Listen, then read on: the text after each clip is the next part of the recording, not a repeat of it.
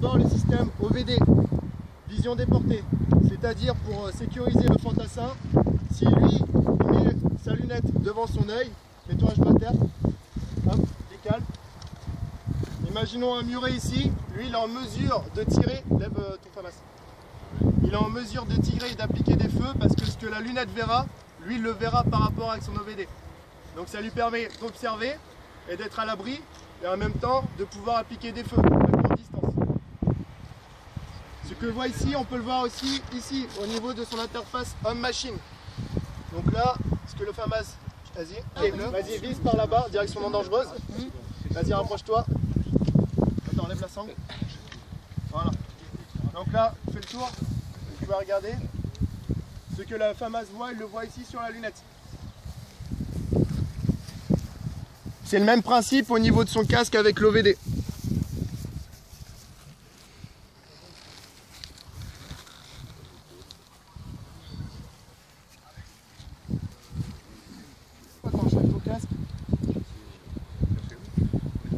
Ici, c'est le système de phonie. Il y a un qui va dans les oreilles.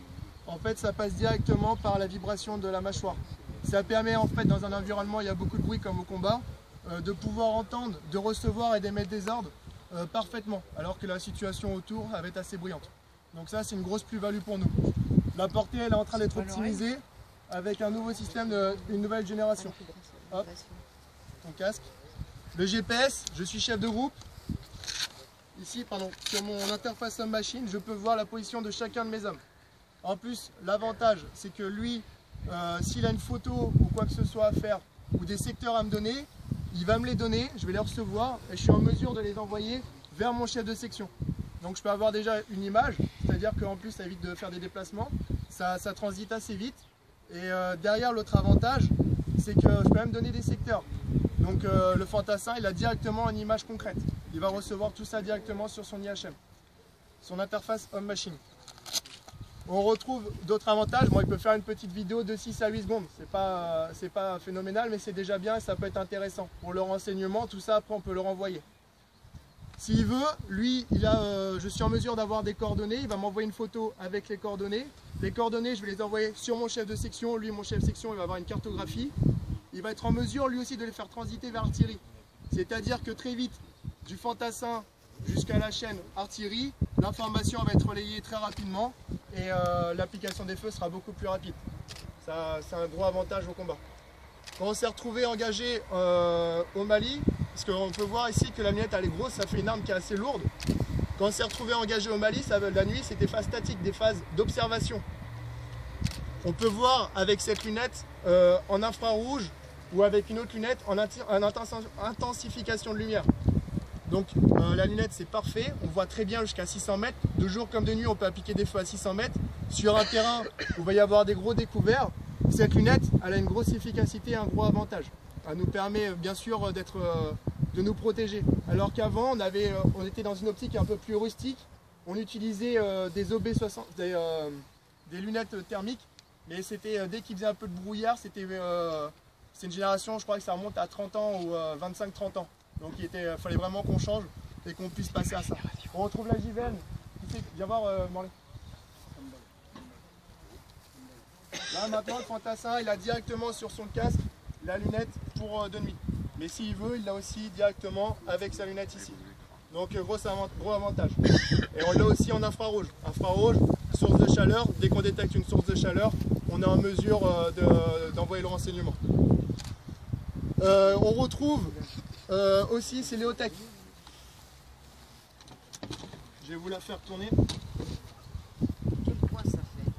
Alors justement, là, enlève ta lunette. Je vais vous répondre à la question. Voilà. Là déjà c'est beaucoup plus léger. Il est beaucoup plus mobile et beaucoup plus manœuvrier avec cette lunette. Cette lunette, tout simplement, c'est un point rouge. Attends, je vais la faire tourner.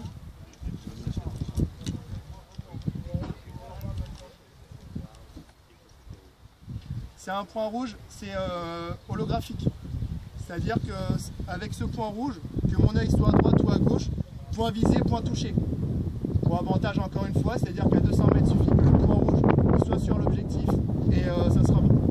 l'arme est bien sûr bien réglée. Mais bon, on est passé bien sûr qu'on a s'approprié le matériel par les phases de réglage. Venez, je vous la fais tourner si vous voulez. Donc ça, c'est très léger. Après, le gilet, il a son petit poids, mais il reste quand même assez ergonomique. Sur une longue distance, c'est un peu rustique au niveau des épaules, mais on s'y adapte, quoi. Puis quand on retrouve tous les avantages comme les phases de nuit, au Mali, je pense qu'on aurait été bien content d'avoir, au lieu de consommer jusqu'à 4 à 5 mecs pour l'observation, d'en utiliser que 2 ou 3. On optimise l'efficacité, plus de temps de repos, donc plus d'optimisation le lendemain du rendu du bonhomme. Donc ça, c'est le gros avantage qu'on peut retrouver sur le félin. Voilà. J'ai fait GPS. Bon, après, il y a tout un système de messagerie où bien sûr le fantassin peut communiquer et à chaque fois tout transite. Chef d'équipe, chef de groupe. Donc chef de groupe, c'est moi, ça va être 10 bonhommes. Chef d'équipe, ça va être 3 bonhommes. Ensuite, chef de section, 40 bonhommes. Et ainsi de suite. Ça passe par palier. Et avec cette interface, tout est optimisé. Voilà. Si vous avez des questions sur le félin, n'hésitez pas.